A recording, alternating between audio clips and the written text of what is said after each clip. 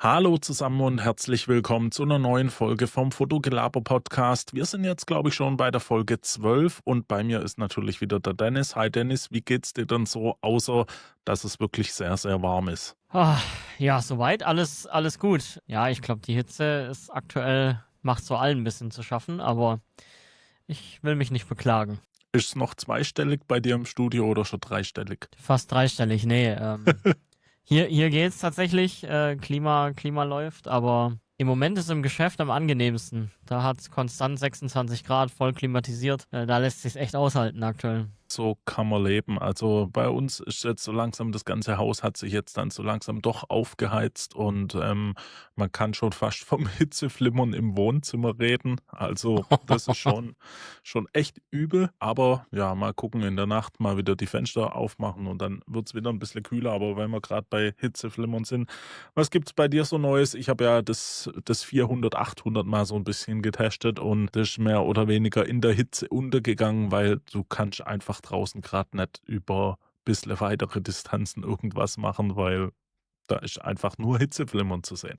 Du, an sich eigentlich nichts Neues. Ich bin gestern Abend endlich mal dazu gekommen, die ganzen Bilder vom Urlaub anzugucken. War sehr positiv überrascht von der Bildqualität von der 7R6, also enttäuscht nicht.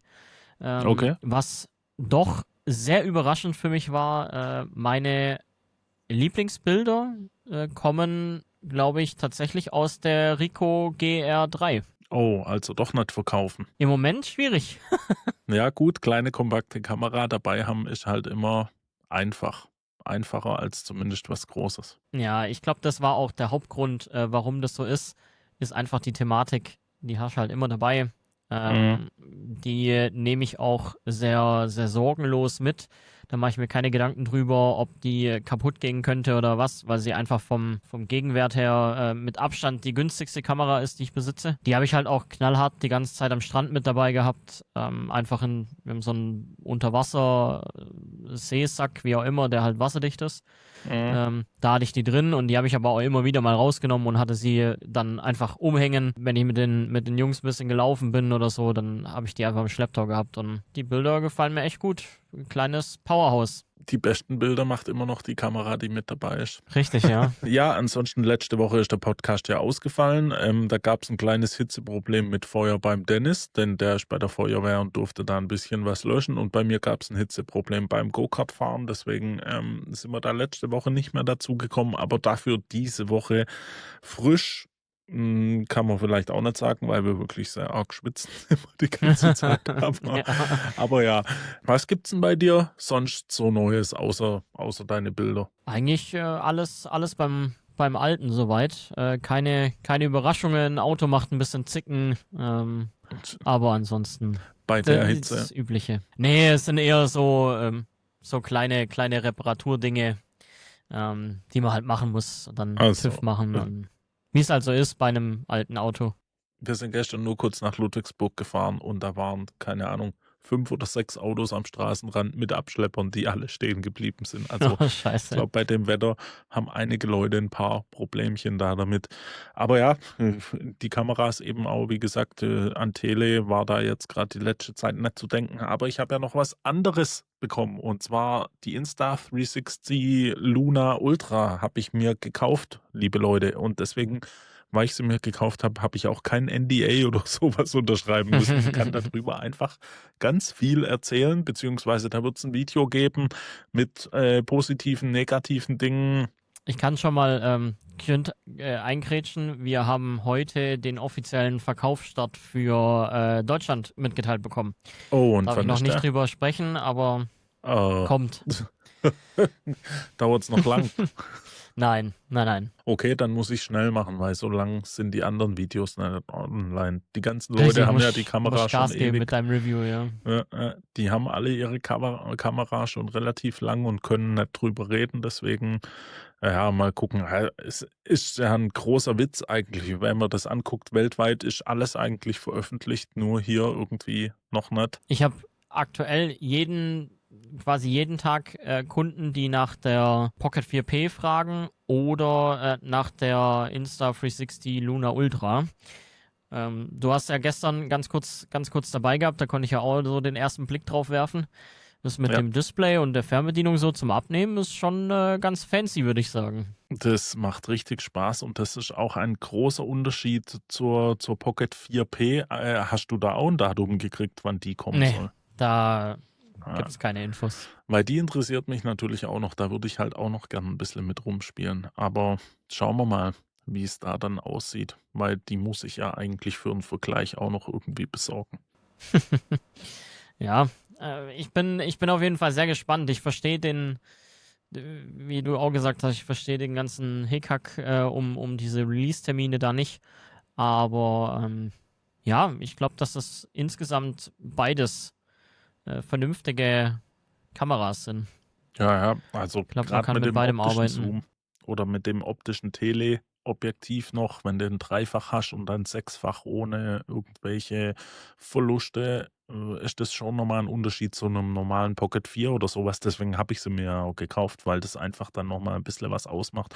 Du hast auch noch ein bisschen mehr Bokeh dann bei der Aufnahme und so und gefällt mir schon sehr gut bis jetzt. Also, macht schon Spaß. Ein paar Sachen hat sie noch so, wo einfach ich weiß nicht, ob die da noch neu in dem Game sind, mehr oder weniger, aber das lässt sich alles mit Firmware beheben oder so und deswegen bin ich da guter Dinge, dass es da auch weiter bergauf geht. Bis jetzt macht es sehr Spaß. Ich habe es ja auch schon der Mila gegeben, die ist damit auch schon rumgerannt und die stabilisiert schon wirklich sehr gut. Wenn da so ein kleines, jetzt dreijähriges Kind damit so rumflitzt, wackelt das ja schon so ein bisschen, aber ist schon macht Spaß auf jeden Fall. Klingt gut, ja. Ich hatte jetzt letzte Woche den ersten, ich habe einem Bekannten von mir die Pocket 4 mitgegeben, der ähm, macht Content, ja, also im Kundenauftrag für Social Media und der hat das seither mit dem iPhone gemacht, hatte da Mhm. aber immer wieder so ein Speicherproblem. Das war jetzt der erste, der mir die Pocket 4 zurückgebracht hat und gesagt hat, okay, er wird irgendwie damit nicht warm. Die Gimbal-Steuerung ist irgendwie viel zu unintuitiv. Also es ist so ein Gewohnheitsding, glaube ich. Aber auch die Bildqualität hat er gesagt, okay, eigentlich ist es schon so wie aktuelles iPhone, so vom Ding her. Der hat dann im Prinzip eine Speicherlösung fürs iPhone letzten Endes genommen und filmt jetzt quasi einfach auf einen externen Speicher.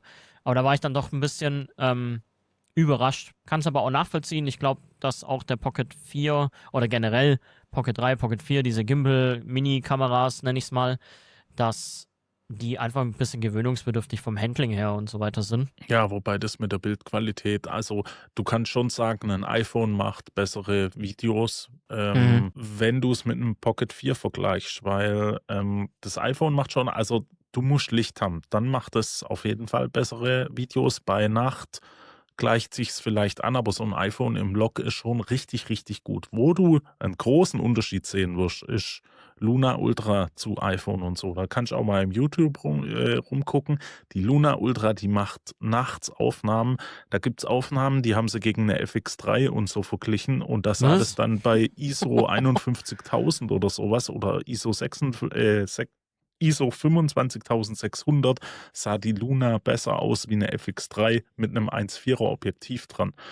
Das Und ist ja das ist völlig schon krass, gestört. weil die rechnet da irgendwas zusammen, dass das gut aussieht, geht dann auch nur noch in 4K. Ich glaube, Mhm. auch nur 4K 30 oder sowas, also nimmer in 8K, aber das sieht richtig, richtig gut aus. Und dann gibt's natürlich auch Videos, wo sie's mit'm iPhone daneben vergleichen. Das iPhone sieht aus, als wäre es 'ne 10 Jahre alte Kamera. Also, Oh, scheiße. irgendwas ist in der Kamera läuft da richtig. Das will ich auch noch ausprobieren, auch gegen so 'ne ZR oder 'ne S1 II mal noch so, Mhm. weil 'ne FX3 ist ja jetzt nicht unbedingt das schlechteste Lowlight, Kamerading. Also, auch gegen A7 S3 und sowas haben sie das getestet und also, da kam schon richtig gut was raus. Und da glaube ich auch, wird vielleicht noch der Unterschied sein, Osmo Pocket 4P, dass der vielleicht sind das ja auch noch so Verzögerungen, wo das Ganze es macht ja keinen Sinn, ein fertiges Produkt nicht zu releasen. Ich weiß nicht, was da Mhm. wirklich die Probleme da sind. Wobei der ja mit 17 Stops Dynamik kommen soll. Also, da muss ja auch was gehen, was die Leute so sagen. Geht da wohl auch schon was? Also, da bin ich auch wirklich gespannt. Ja, also, boah, Es klingt auf jeden Fall nach einer dicken Ansage. Wenn ich es richtig in Erinnerung habe, war ja die Ace Pro 2, also die Action Cam von Ja, Insta360, war ja auch schon in ihrem Lowlight Boost-Modus oder wie auch immer das heißt. Muss wohl auch relativ stark sein. Von dem her, klar, wenn sie die gleiche schwarze Magie, nenne ich es ist mal, noch da mal mit krasser. anwenden, Also, es klar, ist noch mal krasser, wahrscheinlich was sie da gesagt haben. prozessorleistungsfähiger geworden oder sowas. Ja, Das ist ja da auch mittlerweile so ein Thema. Ja, da wird sich ja vielleicht mal die Möglichkeit ergeben, wenn du mit deinem Review und so weiter durch bist, dass ich mir die ja. vielleicht mal 1, 2 Tage krallen kann von dir und dann Ah mir ja, selber mal ein bestimmt. Bild davon machen kann. Ich habe halt nicht den Anwendungsfall für so ein Ding, deswegen, klar habe ich mich mit dem Generellen beschäftigt, ja, aber so im Detail. Ich sehe da auch keine professionelle, richtige Arbeit da drin. Also, das ist schon eher eine Vlogkamera oder sowas, wenn du mal irgendwie ein bisschen ein Auto oder sowas mal kurz im Fahren, du kannst das Ding ja packst dir das auf irgend so 'n, ja, so ein kleines Stativle ans Auto dran und filmst von Car to Car oder sowas. Da geht ja dann schon ein bisschen was und sehr viel einfacher, wie wenn du jetzt 'ne FX3 oder sowas auf so 'n Rig bauen musst. Und für sowas ist das, glaube ich, noch ausreichend. Und dann natürlich, wenn du brauchst vielleicht 'n Teleobjektiv, willst da noch Freistellung und so, dann ist das ja noch mal ganz 'n anderes Level. Ja, also mein einzigster Praxisberührungspunkt bis jetzt wirklich in einem Anwendungsfall war, wir haben einen Pocket 3 mit so einem Small Rig Saugnapf Mhm, an ein Auto hingemacht und sind mehrspurige Bundesstraße entlang gefahren und haben quasi einen Porsche gefilmt und mhm. der Saugnapf und auch der Pocket 3 waren komplett im Fahrtwind, also seitlich am Auto befestigt. Also die Aufnahmen sind so stabil und es war noch nicht mal irgendwie auf so einem, es gibt ja diese Ausgleichsarme und so weiter auch, Ja, dass du die Z-Achse so ein bisschen stabilisiert hast.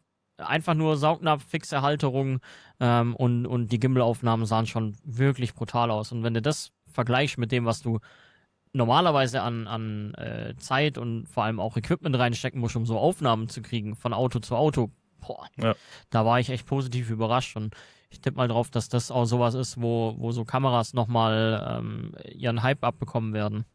auf Gerade jeden wenn die Fall. Bildqualität steigt und dann auch, wenn das nachts auch funktioniert, das wäre halt ultra krank dann. Vor allem, wenn du dann halt wirklich, jetzt auch noch 'n dreifach optischen Zoom oder 'n Teleobjektiv hast, sieht es ja auch noch mal 'n bisschen anders aus. Und wenn's dann, wie du gesagt hast, nachts richtig gut rüberkommt, ich glaube, ja, ich bin sehr gespannt. Ich habe ja so 'n Move Max Arm, wo ich die mal draufpacken werde und dann werde ich mir das mal angucken. Ja, Ich bin wirklich gespannt. Ich hätte noch gern die 4P dazu, so wirklich als direkten Vergleich, dann musst du nicht alles doppelt machen, aber ja. mal gucken, wann's da so losgeht. Da hält sich DJI ja wirklich noch insgesamt sehr, sehr bedeckt.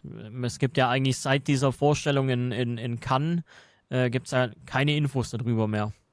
Ja, in, China wurde sie komplett released. Du kannst auf die DJI-Seite in China gehen, lässt dir die mit No? Google Chrome übersetzen, da findest du Ja. alles. Also, da ist der ja raus, da kannst du ihn auch kaufen. Aber Ah. das macht halt wieder keinen Sinn, wie das weltweit alles irgendwie hin und Oh, her wer weiß, was dahinter steckt. Ja. früher oder später wird's vielleicht irgendwann mal noch rauskommen. Wir werden es erleben, ja. Wenn der Podcast rauskommt, wird's entweder morgen Mittwoch sein oder Donnerstag. Wir können noch über was anderes reden, und zwar ein kleines Objektiv, Tamron 17 bis 70 Millimeter 2.8, kommt für Nikon und Canon Boah, APS-C. das wusste ich ja selber noch gar nicht, dass da was kommt. Also hatte ich keine Infos drüber. Super spannend. 1770, ultra beliebtes Objektiv an Sony und auch Fuji seither. Ist eine ziemlich geile Ergänzung für eine R7 beispielsweise. Oder auch Z50-2. Ich glaube, das wird da richtig gut funktionieren, ja, weil es ist ja eigentlich wirklich ein besseres Standardzoom. Du hast Lichtstärke dahinter, du hast einen relativ großen Brennweitenbereich sogar. Du bist ja irgendwo bei 25 bis 105 oder irgendwie sowas. Ja, ja, Sogar, ja. ja, doch so. Und mit einer 2,8er Lichtstärke, und ich habe keinen Preis, beziehungsweise, also, ich habe das Objektiv ja da, aber ich glaube, ich habe es übersehen oder ich weiß den Preis gerade nicht im Kopf. Aber wenn du mal guckst, ich glaube, die Sony-Version kostet 600 € oder sowas. Das ist schon richtig, richtig gut. Ja, ich tippe mal drauf, dass die Nikon-Variante wieder am Anfang ein bisschen teurer sein wird. Auch die RF-Objektive waren seither immer, egal ob Sigma oder Tamron, immer so ein Fuffi am Anfang ungefähr teurer als Fuji und Sony-Varianten. Aber nichtsdestotrotz, für das Geld ist eine Ansage. Könnte ich mir vor allem auch halt gut vorstellen an den Kameras wie einer R50V oder sowas Mhm. als Videoobjektiv. Das ist tatsächlich Die cool.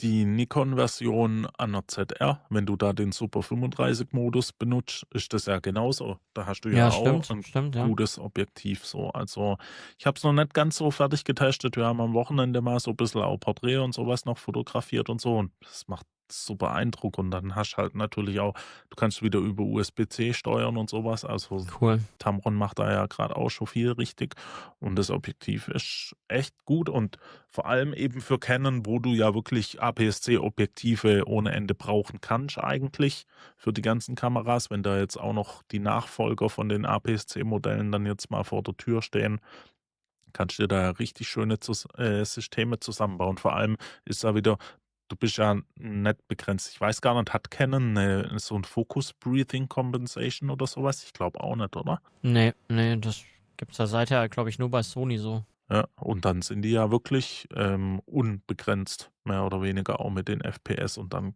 verkauft sich sowas wahrscheinlich schon nicht so schlecht. Ja, den einzigsten Kritikpunkt, den ich effektiv zu hören bekomme, generell was das 1770 angeht, dass es halt groß und schwer ist. Also im Mhm. Verhältnis für APS-C, dass es halt relativ groß ist. Wenn ich dann aber Brennweite, Blende in Relation setze, ist für mich absolut im vernünftigen Rahmen.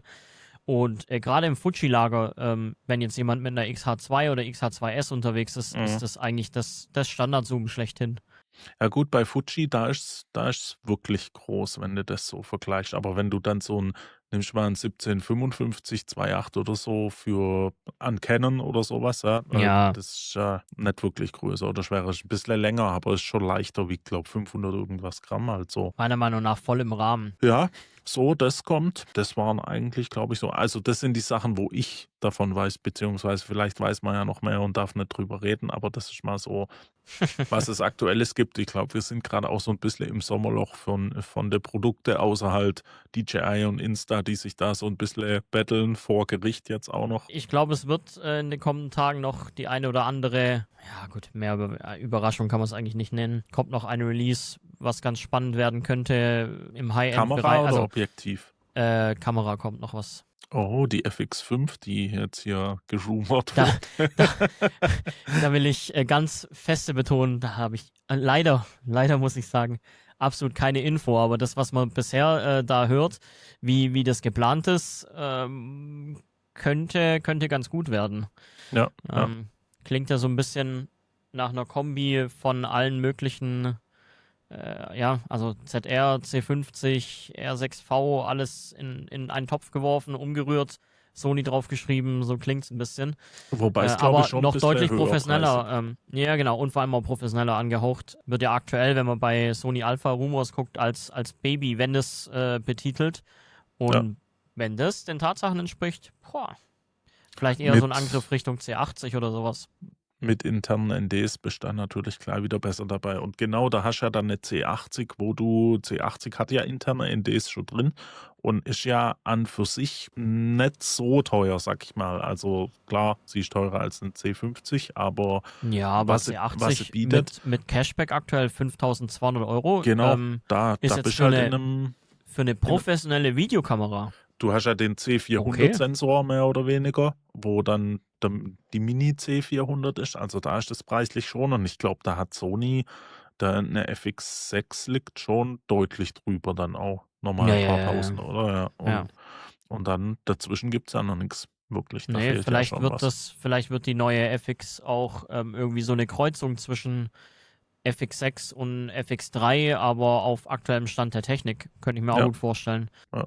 Ja, die beiden Kameras haben ja schon echt ein paar Jahre jetzt auf sich drauf. Da kann schon mal wieder ein bisschen was kommen. Nee, ich meine aber tatsächlich einen anderen Hersteller, aber Ja gut, aber da kann ich auch schon sagen, Leica, SL3P weiß ich auch, dass die nächste Woche kommen soll, weil so viele Leute die jetzt wohl schon in der Hand hatten und damit Ja, rumspielen da durften. gibt es ja auch schon eigentlich komplett geleaktes Specsheet Genau. auf Leica Rumors und so. Ja. Da muss ich aber sagen, dass die Kamera einfach, also da muss schon gut was passieren, dass die mich überzeugt, wenn sie den S1R2-Sensor drin hat. Die wichtigste Geschichte für mich wäre endlich einen gut funktionierenden Autofokus. Oh, guck mal, heute Die zu Katze dritt. kommt. Super. Die darf jetzt nur nicht so viel Lärm machen.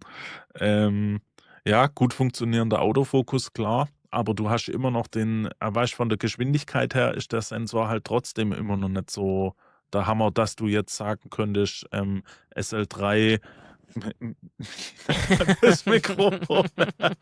SL3 hast du halt 61 Megapixel und langsam und dann hast die SL3S mit einem schnellen Sensor und zwischendrin hast wieder eigentlich einen langsamen Sensor. Ist bisschen, aber gut, was sind die Alternativen? Gibt halt, ist Eben, vor allem wenn schwierig. es eine S1R2 quasi ist, dann ist es ja auch mehr oder weniger eine Hybridkamera. Dann machen sie sich das Leben mit der SL3S auch wieder selber schwer.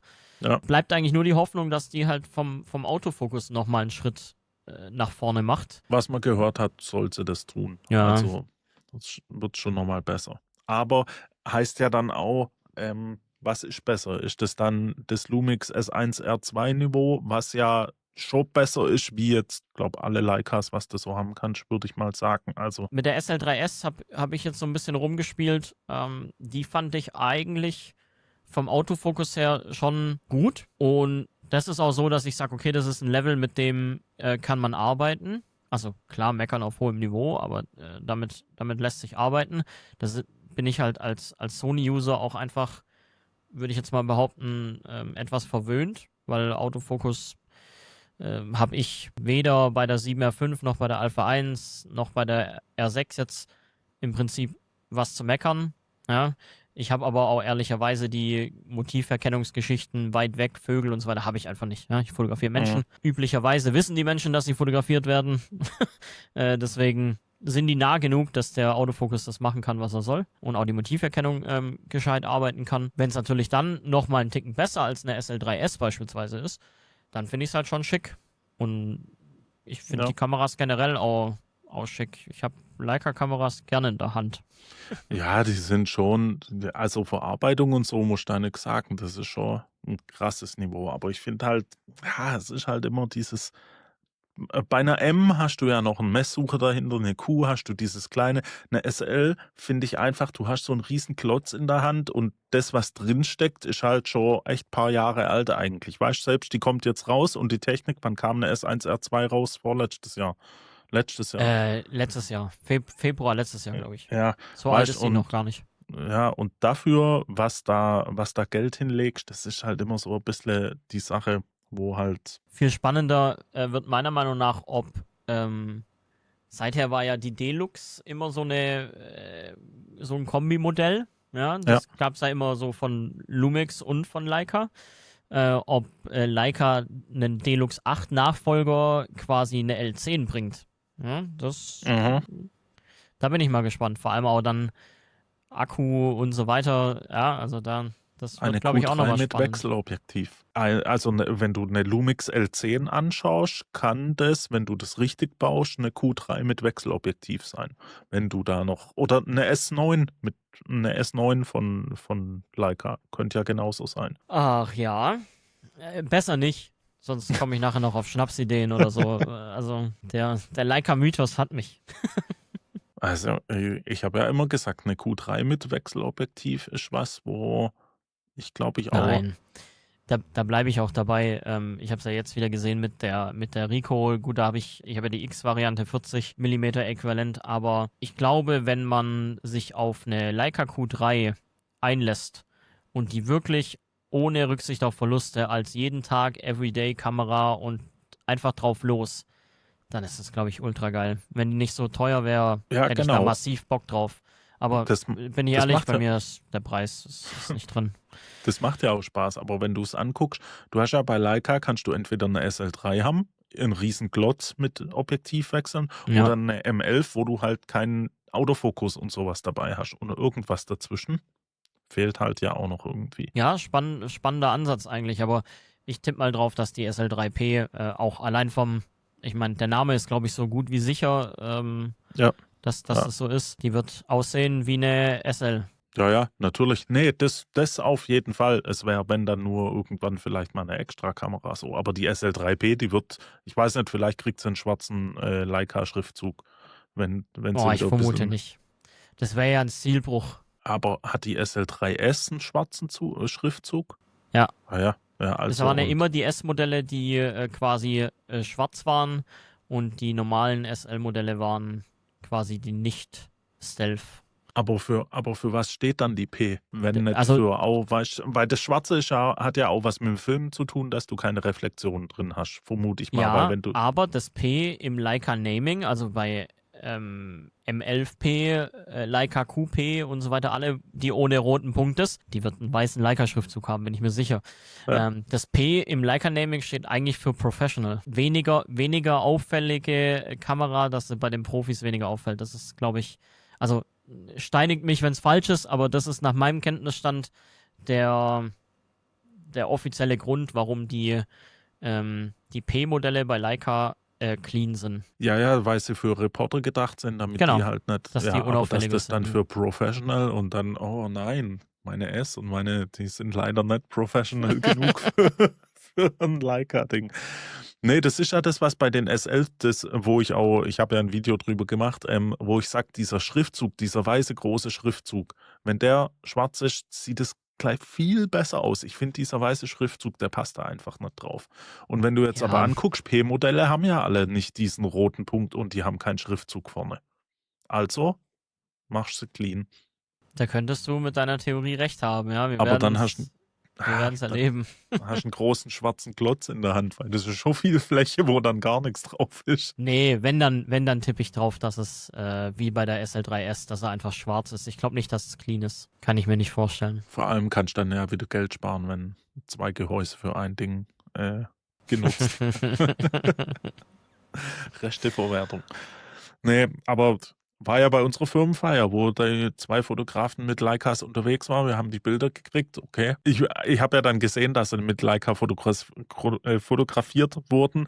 Wenn du die Bilder jetzt anguckst, siehst du halt einfach keinen Unterschied, weil es am Ende Nein, ist ja natürlich nicht. irgendwie, ja. Aber nicht falsch verstehen, Leica-Kameras sind richtig gut. Ich würde auch gern welche besitzen, wenn sie nicht so teuer wären und es fürs Geld halt eben Besseres geben würde. So eine Ja. Q3 wäre ich auch immer gleich dabei. Ich habe unfassbar viel Spaß gehabt. Ich habe in Griechenland ja die M6. Haben wir da haben wir schon drüber gesprochen, gell? Hast ein bisschen gesagt, ja. Genau, die M6. Ich habe so unglaublich viel Spaß gehabt. Und die Ergebnisse haben auch gepasst. Ich habe den Lucky 200 Film 2 Stück verschossen. Den war das erste Mal. Die Farben sind cool. Also ich hab richtig Laune gehabt und mit der zu fotografieren, das hat Spaß gemacht.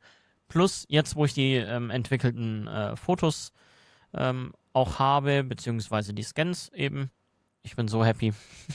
Hast du zufällig vom Paul Ripke das im Insta gesehen, wo er bei der Formel 1 Nee, ich haben hab sie, Paul Ripke jetzt in letzter Zeit nicht so verfolgt. da haben sie gewonnen und sind dann in Monaco in den Pool gesprungen und er ist mit dem Handy nebenher gesprungen in den Pool und hat das gefilmt. Und nachher im Podcast mit dem Valtteri Bottas hat er einen Podcast und da hat er dann so ein bisschen Ja, drüber erzählt, dass das halt sehr spontan war und er hatte da gerade die Siegertrophäe in der Hand und hat die dann noch schnell weggegeben und hat noch überlegt, okay, was habe ich in den Taschen? Und ist da dann reingesprungen und hat dann wohl im Wasser gemerkt, ja, okay, seine AirPods sind da drin und seine analoge Kamera. Und der fotografiert ja auch mit Leica, also hat der vielleicht auch eine M6 oder sowas versenkt. ach du Scheiße. Ich hab's geahnt, deswegen habe ich auch gerade schon, Ja, hat mein Herz geblutet quasi. ja, das Also, hatte, was hat der Mann für Hosen an, dass er nicht merkt, dass er eine M6 in der Tasche hat? Oder ich es war eine glaube, in kleine dem kompakte, Moment, aber dann würde ich auf irgendeine Contax oder so tippen. Und dann ist auch richtig Geld kaputt. Vor allem, die kriegt man nicht mehr.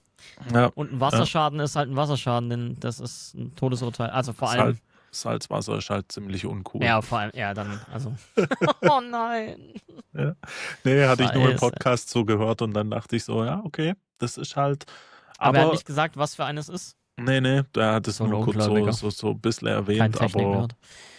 ja, ich glaube, in dem Moment für das, was rauskam, nachher, war das ja schon, der Kimi Antonelli, wie der da ins Wasser hüpft, war das schon der Moment festgehalten. Das ist ja im Insta ist das überall rumgegangen dann nachher. Also der ist ja auch, Creative Director oder sowas bei Mercedes AMG jetzt. Also das ganze Content Creators Sachen, das kann er ja auch richtig, richtig gut. Also, Ja, da ist dann und halt auch mal so eine Leica also drin. nehmen wir mal an, es wäre eine M6 und irgendein Objektiv. Ich glaube, das wird nicht wehtun, aber es wäre jetzt, glaube ich, nicht so ein Verlust, wie wenn mir das passieren würde. Ja, aber ich Also habe so was gehört, dass du Neuanschaffungen damit auch angeht. Salzwasser Spaß gehabt hast. Die R6, also die Alpha 7 R6 musste auch schon leiden, Ja, ja. Also die ja, hat mehr Wasser abbekommen, wie ich ursprünglich mal geplant hatte, aber toi toi toi, sie funktioniert. ja, das ist ja auch kein Problem. So ein bisschen machen die, Nein. glaube ich, alle mit. Und dann geht Ja, es es ja auch. war danach trocken gemacht und fertig. Das erwarte ich aber auch von so einer Kamera, dass die es ab kann. Punkt. Dann habe ich eigentlich nur noch einen Punkt hier. Ich habe mir da so eine kleine Liste gemacht, was wir heute noch besprechen könnten. Wir müssen das wirklich noch diskutieren. Bekommt der Podcast einen eigenen YouTube-Kanal oder wie geht es weiter? Weil ist ein bisschen schwierig. YouTube hat ja gerade, ich weiß nicht, ob das die Leute draußen wissen, YouTube hat so ein bisschen das Verhalten, wenn man ein neues Video veröffentlicht, werden die alten Videos beziehungsweise das Video davor einfach ein bisschen zusammengeklopft, mehr oder weniger von dem Video und bekommt nicht mehr so viele Views, wie es wahrscheinlich verdient hätte. Und wenn man natürlich jetzt wöchentlich, nicht monatlich, wenn man wöchentlich jetzt einen Podcast rausbringt, bin ich mir nicht sicher, ob das am Ende noch gut für den Kanal ist oder nicht. Zur Sicherheit habe ich schon mal einen eigenen Kanal für den Podcast erstellt. Es ist nur noch nichts hochgeladen. Aber da müssen wir jetzt mal nochmal drüber, ja, diskutieren, ob das vielleicht schlau ist oder vielleicht ja auch die Leute, die zugucken, zuhören, können das kommentieren, wo ihr das denn hört, seht, wie auch immer. Und es wird halt schwierig, wenn du das aus dem Kanal jetzt rausnimmst, einen eigenen Kanal machst, dann werden diese Aufrufzahlen, gehe ich mal davon aus, auf YouTube erstmal richtig zusammenbrechen. Ich habe aber auch noch gar nicht geschaut. Du kannst ja da so Collaborations machen, wo du 2 Kanäle ein Video veröffentlichst. Vielleicht machen wir das einfach für 'n Anfang erstmal, dass das so 'n leichten Übergang hat oder so. Also, da hatten wir es ja auch schon so kurz per Message quasi drüber. Ich richte mich da nach dir. Ja, ich sehe mich hier als Co-Host, Aber bin sehr gerne ein Teil davon. Und wenn dein Hauptkanal darunter leidet, dann ich weiß es halt nicht genau. Vielleicht muss man's äh, mal ausprobieren, wie das so ist, ob das 'n Unterschied macht. vielleicht müsste man da auch mal ich weiß ja nicht, du hast ja auch so ein paar Connections zu deutlich größeren YouTubern noch, Von die denen vielleicht weiß auch, ich's ja. Weißt ja, du, aber von vielleicht der haben die auch Kontakte irgendwie, wo man mal eine halbwegs verlässliche Auskunft drüber bekommt, ob das Auswirkungen hat, wie viel es Auswirkungen das hat, ob das so bleibt, dass man es einfach ein das bisschen abschätzen kann. Das habe ich ja. Also, ich habe ja in Hamburg da ein paar Leute von YouTube kennengelernt und so und da war das echt, also, es ist aktuell wohl schon so ein bisschen ein Thema. Das macht's halt ein bisschen schwierig insgesamt. Aber es wäre dann natürlich auch insgesamt einfacher, weil du kannst den Kanal, wenn du einen erstellst, kannst du ja komplett dann auf den Podcast ausrichten und ich glaube, dann ist es auch für ganz neue Leute, die dann sehen, ja, das ist ein Podcast-Kanal und so, vielleicht nachher dann auch einfacher. Ja, Weiß ich also weiß ich noch ich, nicht. ich bleib da dabei. Ich bin da für alle Ideen offen. Wenn du sagst, okay, wir ziehen um auf einen eigenen Kanal, Ich würde es bleibe vielleicht ich, erst mal probieren. ja, bleib ich weiterhin dabei. Ja, Man wird mich wir hier haben ja trotzdem sehen. auf Spotify und, Apple Podcast und so auch sehr viele Zuhörer und Follower schon. Also, da geht's auch immer weiter bergauf, was uns ja natürlich auch freut, also mich zumindest und dich wahrscheinlich auch. Klar. Und, auch jetzt hier bei Workshops oder so, waren jetzt schon immer ein paar Leute dabei, die gesagt haben: „Oh, ich höre da euren Podcast und das ist ja schon echt cool, was da so geredet wird.“ Vor allem so ein bisschen freier und alles mal so alle Themen angesprochen. Und jetzt fangen fangen wir ja dann demnächst auch wirklich mal an, dass die Leute, die alle eingeladen sind, vielleicht mal abgearbeitet werden, dass wir hier auch mal Ja, noch ja, ein ja. paar richtig coole Themen mit reinholen und dann gucken wir einfach mal, wo das so hingeht. Ich denke, da wird es dann noch mal eine ganz andere Reichweite geben, weil die ja dann vermutlich auch noch Leute mitbringen, Ja. wo sich da vielleicht interessieren. Ich Aber bin, ich da bin auch aktuell immer wieder mal erschrocken, wenn ich von, sei es Kollegen oder Kunden oder selbst, also ich hatte es jetzt schon, dass mich jemand drauf angehauen hat, mit dem ich noch keinen Kontakt hatte bei uns im Geschäft oder im Laden, kam für mich als neuer Kunde rein, der kannte dich, der kannte mich von diesem Format. das ist wenn man schon das cool. nicht, wenn man das nicht gewohnt ist, ganz strange Situation. Ja, ja, Aber so, hey, so, das gehört dazu. so ging es mir ja auch schon ein paar Mal, dass die Leute, die kamen her und dann: „Ich kenne dich doch irgendwoher. Machst du irgendwas mit Foto oder Kameras oder so?“ Ja, Klar, geil. natürlich bei irgendwelchen Events, wo es um Fotos geht und sowas. Und dann so: „Ja, ja, da ich mache so ein bisschen YouTube und sowas.“ Und dann: „Ja, genau, ich glaube, ich habe schon ein paar Videos von dir gesehen, zu der und der Kamera vielleicht.“ „Ja, genau das“ und so. Und das ist ja dann schon cool, wenn du so ein bisschen, ja, in dieser kleinen Bubble jetzt so eine kleine Reichweite hast, macht es ja schon auch ein bisschen Spaß. Ja, klar. Wie gesagt, mittlerweile, ja, macht einfach Laune. Deswegen bleibt mal einfach dabei. Ich glaube jetzt auch die 2 Folgen, die ausgefallen sind, einmal, wo wir im Urlaub waren und jetzt einfach aus gegebenen Anlässen letzte Ja. Woche einfach zu viel um die Ohren, müde, Da dies, war das. so viel los Ist, einfach. glaube ich, trotzdem okay. Ich glaube, wir müssen uns nicht verstecken mit dem, dass wir jetzt in 14 Wochen, wo wir jetzt podcasten, quasi 12 Folgen aufgenommen haben. Das ist, Ist, glaube ich, glaube ich, ein schon guter gut, ja. Schnitt. Ja, auf jeden Fall. Ne, und, ich gucke mal gerade, wir haben eine gute Zeit erreicht. Wir wollten es heute ja eigentlich ein bisschen kurz halten. Hast du denn noch irgendwas, was du dir von der Seele reden willst? Nö, ich hatte mich eigentlich so ein bisschen auf das eigentliche Thema eingeschossen, was wir letzte Woche aufnehmen wollten, aber das schieben wir einfach nach hinten und sprechen das nächste Mal drüber. Du Ähm, meinst unsere Kaufsucht von Kameras? Kaufsucht? Welche Kaufsucht? Das Streben nach den besten, Equipment, sowas. Es ist ein Thema, Ein ja. Fetisch ist es Ein vielleicht schon Fetisch. fast. Ne, aber da können ja, wir brauchen ja noch ein Thema, wo wir drüber reden können. Wenn solange nichts weiter neu veröffentlicht wird, ist das ja Deswegen auch mein Ausflug mit der Rico so ein bisschen. ja, Ähm, aber das ja, führen wir dann nochmal genau aus. Ich war, wie so gesagt, machen sehr wir das. überrascht. Ich kann dann vielleicht auch bald wieder über Sachen reden, mit denen ich gerade noch fotografiere, wo es halt noch nicht geht. Und dann schauen wir einfach mal. Wobei das bei dem Sowas, Wetter auch wirklich schwerfällt. Also, es ist ja wirklich sowas macht so mich warm. aber immer wahnsinnig, wenn ich weiß, andere wissen was, wo ich gern wissen würde.